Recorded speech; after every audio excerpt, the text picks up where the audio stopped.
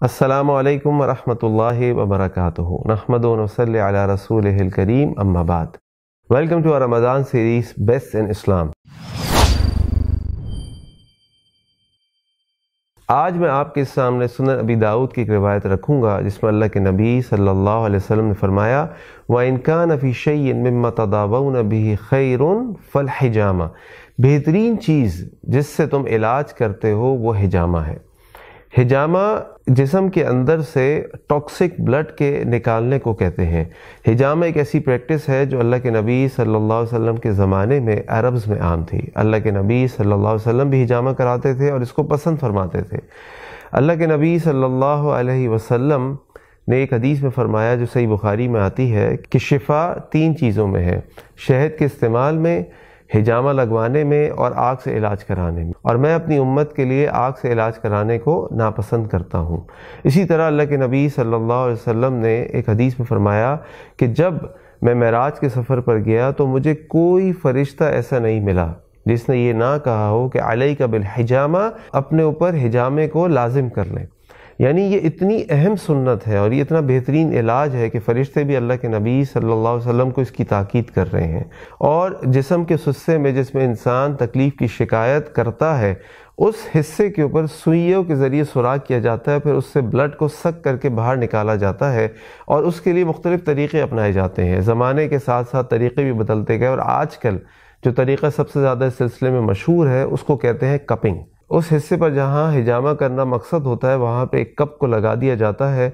سوئیوں سے سوراخ کرنے کے بعد، اور اس کو ایئر ٹائٹ کر دیا جاتا ہے جس کی وجہ سے جسم کے اس حصے سے بلڈ سک ہو کر آہستہ آہستہ آہستہ اس کپ میں جمع ہو جاتا ہے، اور اس کے بعد اس کپ کو وہاں سے ہٹا کر اس جسم کے اس حصے پر جہاں سوراخ ہوئے ہوتے ہیں وہاں ہلکی سی کریم وغیرہ لگا کر اس کو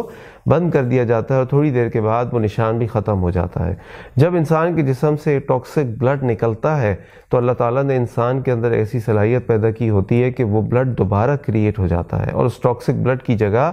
فریش اور صاف ستھرا بلڈ آ جاتا ہے جس سے انسان کے اندر انرجی اور اس بیماری سے اس کو شفا مل جاتی ہے. آج کے دور میں یہ ایک فارگوٹن سننا بن چکی ہے جس کو رواج دینا بہت ضروری ہے. الحمدللہ آج کل یہ بات نوٹس میں آ رہی ہے کہ دوبارہ اس علاج کو فروغ دیا جا رہا ہے، اس علاج کو پروموٹ کیا جا رہا ہے، اور جگہ جگہ حجامہ کلینکس بھی کھل رہے ہیں جو کہ بہت اچھی بات ہے. آج ویسٹ میں بھی اس علاج کے اوپر، اس حجامہ کے اوپر ریسرچ کی گئی اور اس ریسرچ کے بعد ان کے سامنے بھی اس کے کئی قسم کے میڈیکل بینیفٹ سامنے آئے جس کی وجہ سے آج نان مسلم کنٹریز کے اندر بھی حجامہ کی پریکٹس کی جا رہی ہے. حجامہ کرانے کے لیے اللہ کے نبی صلی اللہ علیہ وسلم نے کچھ دن پریفر کیے ہیں، اور ایک حدیث کے مطابق قمری کیلنڈر یعنی لونر کیلنڈر کی 17، 19 اور 21 تاریخ یہ ہمارے دین میں پسندیدہ ہے اور اللہ کے نبی صلی اللہ علیہ وسلم نے اس کو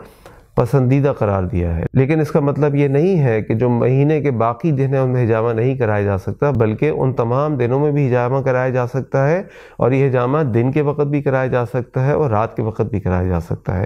کچھ دنوں کے بارے میں ہمیں روایات ملتی ہیں کہ ان دنوں میں حجامہ کرانا منع ہے. وہ دن ہیں بدھ، جمعہ، ہفتہ اور اتوار. لیکن یہ جو بھی روایات ہیں ان کی اسناد کے اوپر یعنی ان کی اوتھینٹسٹی کے اوپر ڈسکشن ہے، اور محدثین اور محققین نے اس بات کو اس طرح سمرائز کیا ہے کہ اگر ان روایات کو صحیح بھی مان لیا جائے جن میں بدھ، جمعہ، ہفتہ اور اتوار کو حجامہ لگانے کو منع کیا گیا ہے تو یہ صرف